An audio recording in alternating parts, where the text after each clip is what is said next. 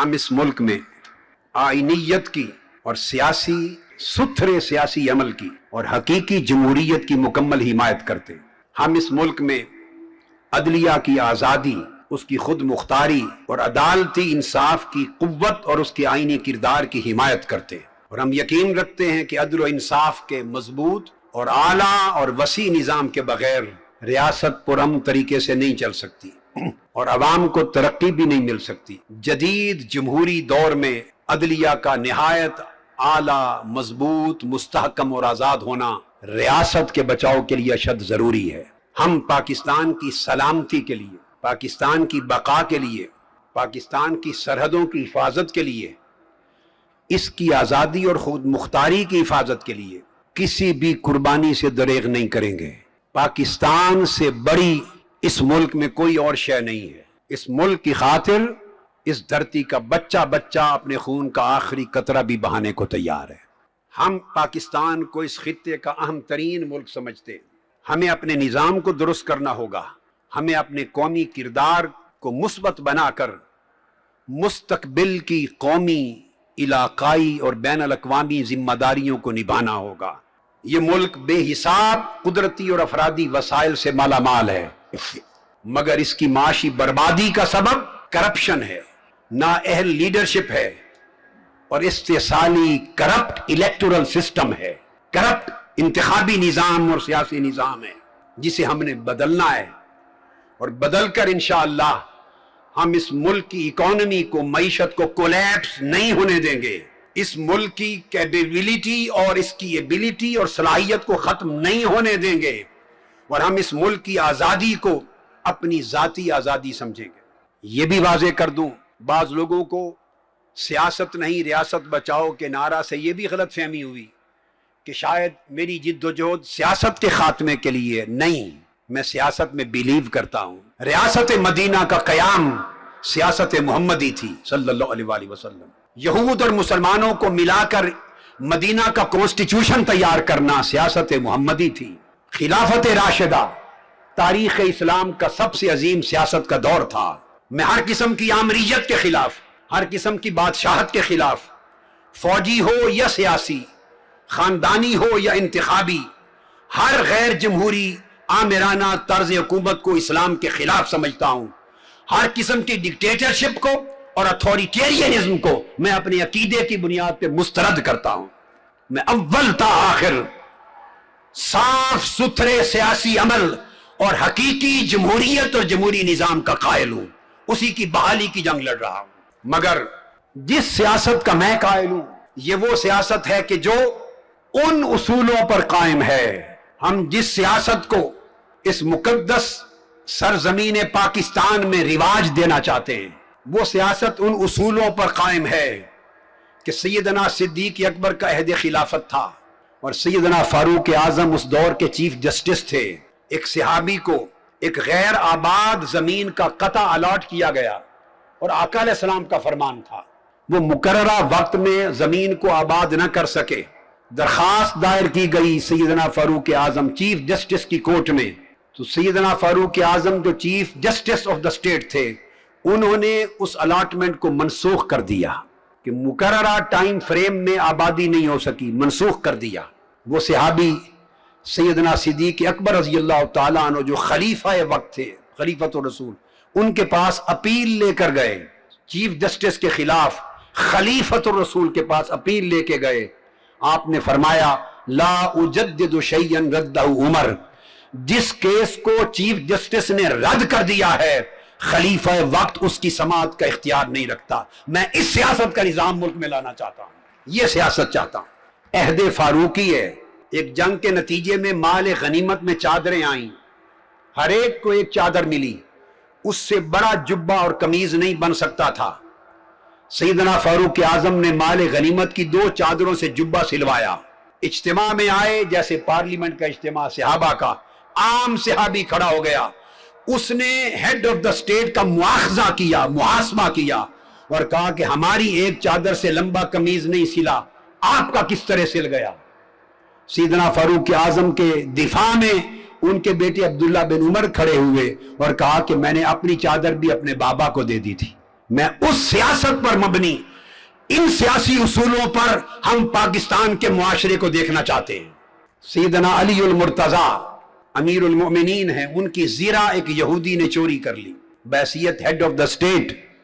اس کو گرفتار کر کے اپنی زیرہ، اپنی آرمر واپس نہیں لی، عدالت میں گئے، قاضی شریح جج تھے، انہوں نے ایویڈنس مانگی، ان کے پاس گواہی نہیں تھی، یا ایک روایت کے مطابق سیدنا حسن مجتبیٰ کی گواہی تھی۔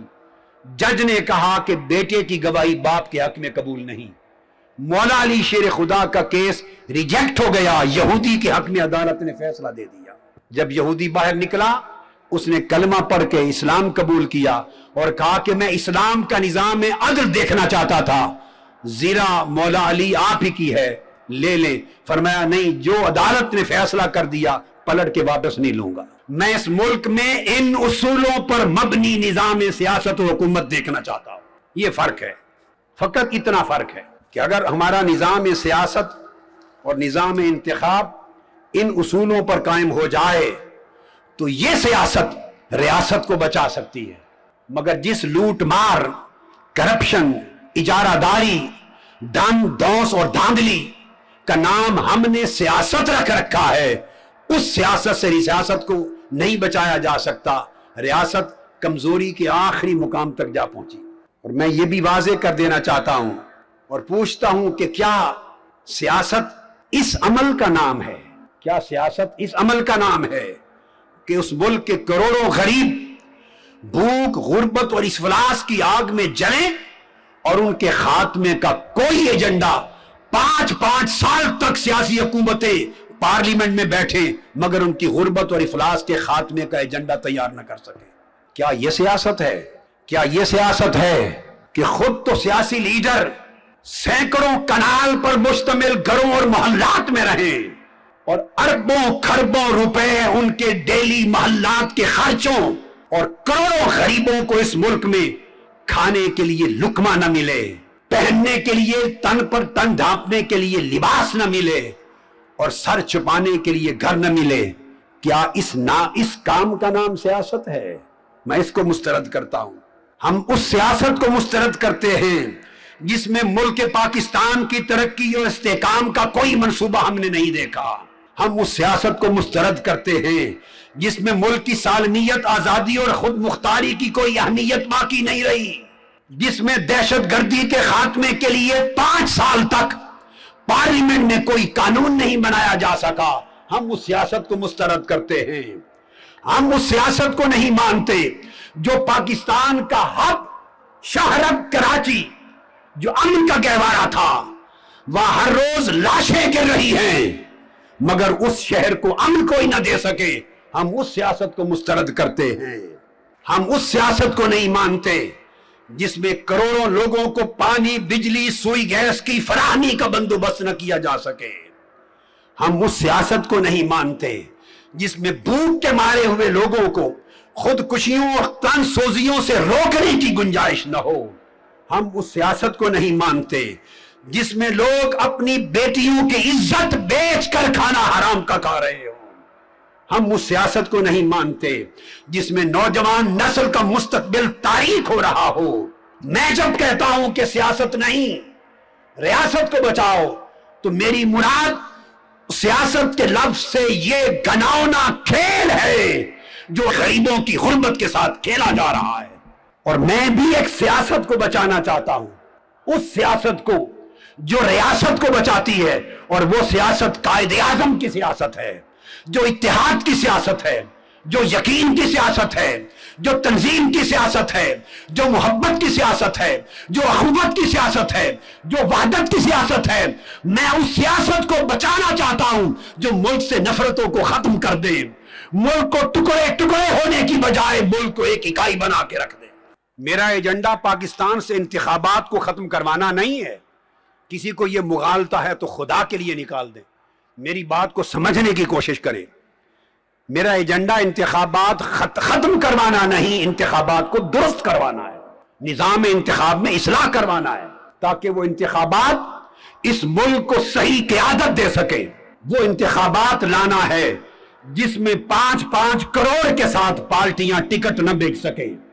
میں ان پارٹیوں کے ہاتھ کاٹنا چاہتا ہوں جو 5-5 کروڑ کے ساتھ ٹکٹیں بیچتی ہیں. میں دیکھوں گا جب عوام کھڑے ہوں گے تو کون سی پارٹی 5-10 کروڑ کے ساتھ نمائندوں کو ٹکٹ بیچ کر دیتی ہے، یہ کون ان کے گریبانوں پر ہاتھ ڈالے گی. میں اس نظام سیاست میں اور نظام انتخاب میں آئینیت اور دستوریت کا فقدان ہو چکا ہے، اس کو بحال کرانا چاہتے ہیں. کانسٹیٹیوشنلٹی نہیں رہی، لا کی انفورسمنٹ نہیں رہی، ہم اس کو بحال کرانا چاہتے ہیں. اس ملک سے رول آف لا ختم ہو گیا ہے، ہم اس کو بحال کرانا چاہتے ہیں. عدالتوں کے فیصلوں کا نفاذ ختم ہو گیا ہے، ہم اس کی بحالی آئین کے مطابق کرانا چاہتے ہیں. اس ملک کا طرز حکمرانی کرپشن پر مبنی ہو گیا ہے، گورننس مایوس کن حد تک معطل ہے، ہم اسے گڈ گورننس میں بدلنا چاہتے ہیں. ہماری معیشت پگھل رہی ہے، state of economic melt down تک چلی گئی ہے، ہم معیشت کو سنبھالا دینا چاہتے ہیں، ہر سطح سے کرپشن کا خاتمہ چاہتے ہیں.